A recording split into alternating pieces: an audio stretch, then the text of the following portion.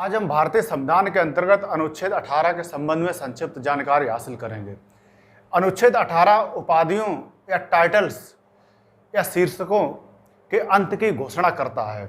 उपाधियां उनको कहते हैं जो किसी व्यक्ति विशेष के साथ में, उनके नाम के साथ में या उनके नाम के बाद में लगी होती हैं और उस व्यक्ति विशेष को जन साधारण की तुलना में अधिक विशिष्ट स्थिति प्रदान करती हैं।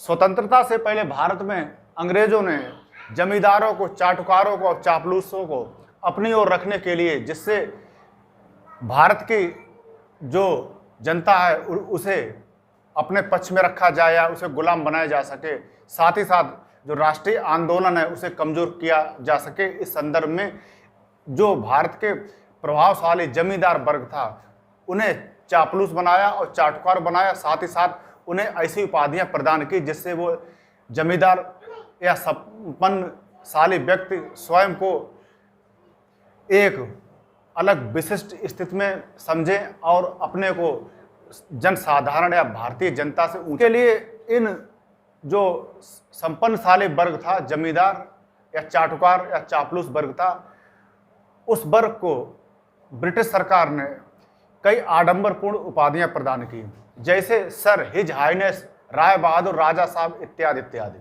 ऐसी उपाधियां वंशानुगत के आधार पर थीं और समाज में विषमता पैदा करती थीं। तो उसके बाद क्या हुआ कि अनुच्छेद 18 के अंतर्गत ऐसी उपाधियों को देना इनलीगल बताया गया या ऐसी उपाधि देने से रोकने की बात कही गई। अनुच्छेद 18 के अंतर्गत 4 खंड हैं। जैसे अनुच्छेद 18(1), अनुच्छेद 18(1) ये कहता है कि राज्य अर्थात केंद्र सरकार सेना या विद्या संबंधी सम्मान के अलावा कोई अन्य उपाधि प्रदान नहीं करेगा। इसके बाद अनुच्छेद 18(2) आता है, इसका खंड 2, अनुच्छेद 18 का 18(2).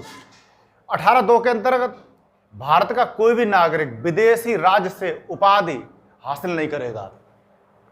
इसके बाद अनुच्छेद 18(3) आता है, कोई भी विदेशी व्यक्ति जो भारत सरकार में किसी सरकारी पद पर है या किसी लाभ के पद पर है, वो राष्ट्रपति की अनुमति के बिना विदेशी राज्य से कोई भी उपाधि या शीर्षक या टाइटल हासिल नहीं करेगा।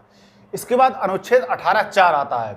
इसके अंतर्गत कोई भी व्यक्ति या विदेशी व्यक्ति जो भारत सरकार के लाभ के पद पर है या विश्वास के पद पर है, तो वह राष्ट्रपति की अनुमति के बिना कोई भी भेंट या उपलब्धि विदेशी राज्य से हासिल नहीं करेगा। इसके बाद 1954 में भारत सरकार ने कुछ अलंकरण देने की शुरुआत की, जैसे भारत रत्न, पद्म विभूषण, पद्म भूषण, पद्म श्री की शुरुआत की। इसमें भारत रत्न को साहित्य, कला और विज्ञान की अभिवृद्धि के लिए जो व्यक्ति जिम्मेदार होते हैं या जिन व्यक्तियों ने साहित्य के क्षेत्र में, विज्ञान के क्षेत्र में या कला के क्षेत्र में कोई महत्वपूर्ण सामाजिक या जनहित के लिए कार्य किया है, उनको भारत रत्न देने की शुरुआत 1954 में की गई। साथ ही साथ जो अन्य अलंकरण थे, जैसे पद्म विभूषण, पद्म भूषण, पद्म श्री इत्यादि इत्यादि, ये किसी भी क्षेत्र विशेष में विशेष व्यक्तियों द्वारा योगदान करने के लिए दिए जाते हैं। इनके साथ ये शर्त जोड़ी गई कि यह अलंकरण केवल सम्मान के रूप में है, ना कि उपाधियों की तरह नाम के साथ इनका प्रयोग हो। मतलब अपने नाम के पहले या आगे इनका प्रयोग नहीं किया जा सकता।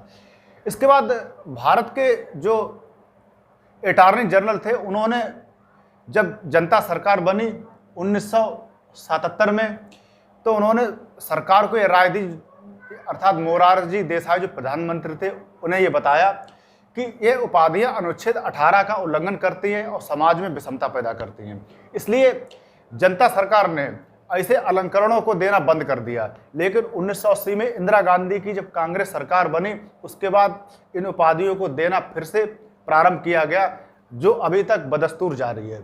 इसके बाद इस मुद्दे पर न्यायालयों में बहस भी हुई। इसके बाद एक केस आया, बालाजी बनाम भारत संघ 1996 में। इसमें सुप्रीम कोर्ट ने स्पष्ट किया या निर्धारित किया कि भारत रत्न और अन्य अलंकरण, जो राष्ट्रीय अलंकरण है, वह अनुच्छेद 18(1) में प्रयुक्त जो उपाधि है, अर्थात उपाधि जो शब्द है, उसका अर्थ उपाधियां नहीं है। और इसलिए केंद्र सरकार द्वारा जो ऐसी उपाधियां दी जाती हैं वो असंवैधानिक नहीं है, अर्थात ये उपाधियां संवैधानिक है। लेकिन सुप्रीम कोर्ट ने साथ ही साथ यह भी स्पष्ट किया कि जो अलंकरण जिन व्यक्ति विशेष को दिए जाते हैं या इन व्यक्तियों को दिए जाते हैं, वो इन अलंकरणों को उपाधि की तरह अपने नाम के पहले या बाद में प्रयुक्त नहीं कर सकते हैं।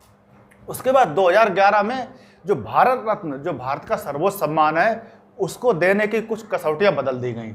इन कसौटियों को बदलने का कारण ये माना गया कि कुछ व्यक्तियां जैसे सचिन तेंदुलकर या मेजर ध्यानचंद को अभी हाल ही में भारत रत्न दिया गया खेल के क्षेत्र में। तो ऐसे व्यक्ति जिन्होंने साहित्य, कला, विज्ञान के अलावा अन्य क्षेत्रों में कुछ विशिष्ट कार्य किए हैं देश के लिए या सामाजिक हित के लिए, उनको ये उपाधि अर्थात भारत रत्न का जो अलंकरण दिया जा सकता है।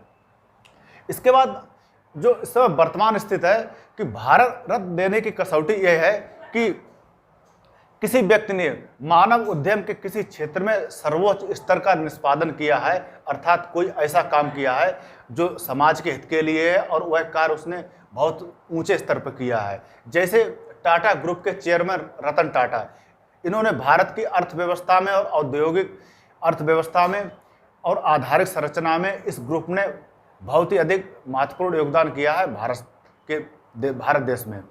इस संदर्भ में टाटा को अर्थात रतन टाटा को भी भारत रत्न देने की मांग कभी कभी चलती